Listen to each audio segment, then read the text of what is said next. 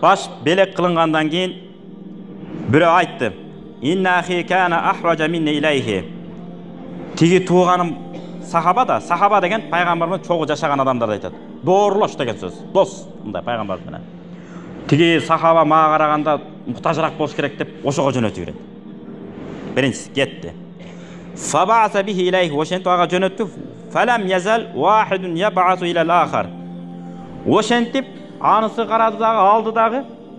Бул мага караганда тиги муктажыраак болуш керек деп анысы тигисине жөнөттү, үчүнчүсүнө. Үчүнчүсү төртүнчүсүнө, төртүнчүсү бешинчисине, бешинчиси алтынчысына. Анан акыры ошентип анан жетинчи үй дегенди кыдырып, кайра өзүнө келип калыптыр да. Жо, мага караганда мына муктаж болуш керек деп. Карабайсыздарбы? Үйүбүздө азыр согум союлуп кээ бир үйлөрдө баардыгы камдалып, беймарал жатып атпайбы? Азыр бүгүнкү күндө ачка калган эч ким жок. Кантип арыктайм деп диета менен убарабыз азыр көпчүлүк учурларда.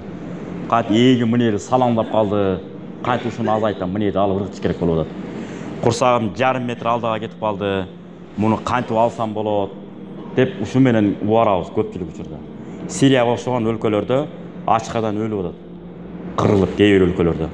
Ошолорго эмне кылышыбыз керек экен? Колубуздан келишинче мынакта жетим балдар бар. Сызда жаткан жетим балдар бар.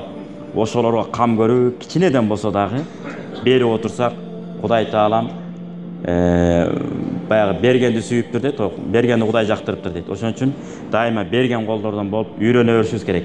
Сиз 1000 сомдон берип жүргөн болсоңуз, балаңыз 100 миңден. Неберелериңиз миллиондогон акчаларды кайрымдуулук жасашы толук мүмкүн. Эмне үчүн? Сиз үлгү болуп көрсөтүп бергендиңиз үчүн. Болгону мына мен бердим дедирбей, эми биз кичине Кудай Таала мүмкүнчүлүк бериптир. Ошон үчүн берип атам деген ниетте.